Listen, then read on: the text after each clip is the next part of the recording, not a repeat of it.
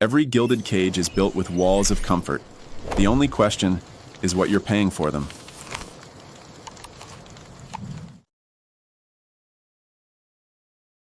All right, let's dive right in. We're going to talk about a paradox that's sitting right at the center of our digital lives. This incredible convenience we have. Personalized content, instant everything, it's amazing. But it comes with a hidden cost, a very personal one. And we have to ask, what are we really trading away for all this comfort? So let me ask you a question straight up. Think about it. With every scroll, every click, every tap, are you actually making a free choice? Or are you just picking from a menu of options that's been very carefully prepared for you? This is what we're digging into today, the idea of a gilded cage. It's warm, it's comfortable, sure, but it's still a cage. There's actually a name for this, digital serfdom. It's a modern spin on a really old idea. Instead of being tied to a piece of land, we're becoming subtly but surely dependent on these digital platforms. We hand over our data, our attention, our autonomy. And what do we get back? Convenience, a feeling of connection. But this trade-off, it's creating a new kind of technofeudalism, where our dependency is the very source of their power. So how exactly is this cage built? I mean, it's not made of iron bars, right? No. It's built with something way more sophisticated. It's an architecture of control, built from code, data, and a deep understanding of our own psychology. And the economic engine that drives this whole thing is called surveillance capitalism. It's a business model built on one simple, powerful idea: collect absolutely massive amounts of our personal data to predict and then ultimately to influence our behavior. Every single thing you do online becomes a raw material, processed and sold, all to shape what you're going to do next. In this, right here, this is the bargain we make every single day. On one side, you've got the glittering promise: personalized ads, effortless connection, easy access to everything. These are like tiny, calculated doses of comfort that keep us hooked. But then you look at the other side of the ledger, the hidden cost. Algorithmic filter bubbles that wall us off from anyone who thinks differently, a real decline in social trust, constant surveillance, and even the future potential for being excluded if you can't or won't play ball with something like a centralized digital ID. And they've got some powerful tools to build and maintain this cage. You've got algorithmic curation, which is basically a gatekeeper for your reality, shaping what you see and believe. Pervasive surveillance, which is always watching, always learning. And then there are the new frontiers, things like affective computing, emotion AI, designed to literally analyze and influence your feelings. And systems like digital IDs and central bank digital currencies, which could centralize control over who we are and what we can buy to a degree we've just never seen before. Okay, but if this cage is real, why don't we just walk out? I mean, the door's unlocked, right? Well, the architecture is only half the story. To really get why we stay inside, we have to look deeper into the psychology of our own compliance. This quote, this gets right to the heart of it. We are wired with this deep, primal hunger to belong. For almost all of human history, if you were cast out of your tribe, you were dead, and that fear is still baked into our DNA. Social exclusion lights up the oldest parts of our brain, the parts that basically equate being alone with dying. That deep, gut-level fear of rejection is the invisible lock on the cage door. And these platforms are literally designed to exploit that fear, using our own brain chemistry. They create an addiction loop. It's powered by what's called a variable reward system. It's the exact same principle as a slot machine. You post something, and you have no idea if you'll get 1 like, or 10, or 100. That unpredictability triggers a rush of dopamine, which isn't really about pleasure, it's about craving and motivation. It drives you to pull the lever again and again, chasing that validation. And flattery is the currency here. A well-placed like, a positive comment, it just completely disarms us.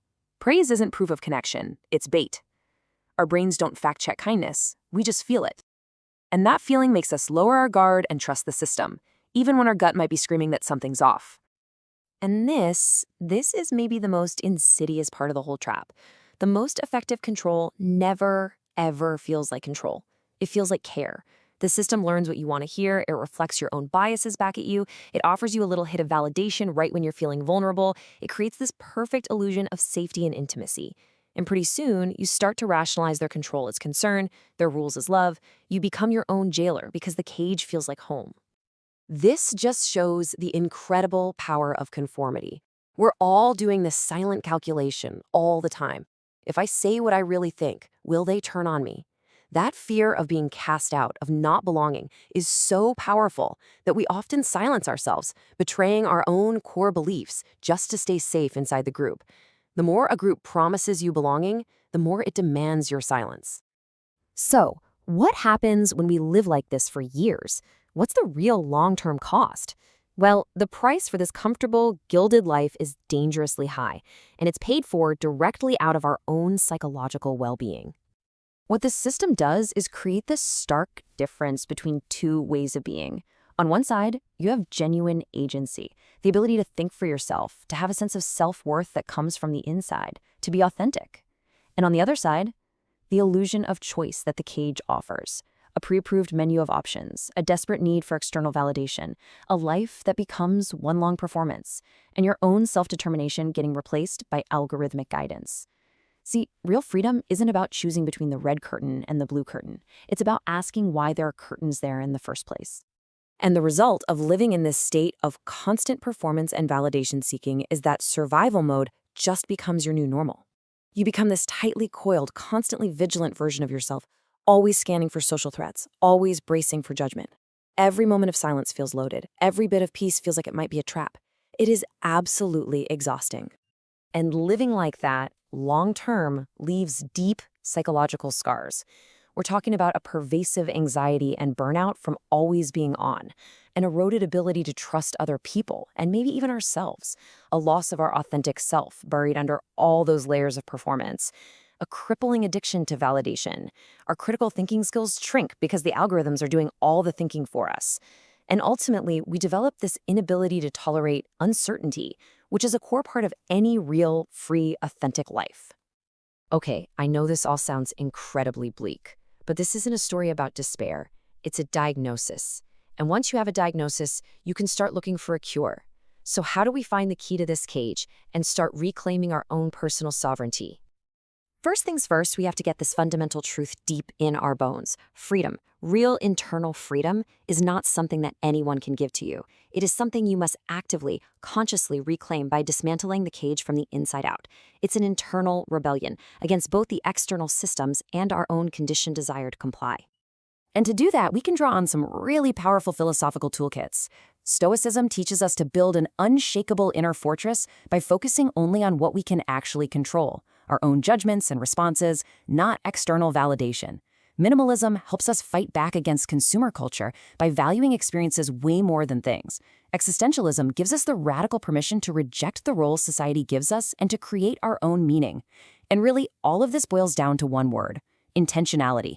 Making conscious choices about where you point your most valuable, non-renewable resource, your attention. So at the end of the day, it really comes down to this one final question for you. If the price of convenience is your autonomy and the price of validation is your authentic self, what are you willing to trade for real freedom? Are you willing to trade a little comfort for critical thought, a little bit of approval for true authenticity? The choice, as always, is yours.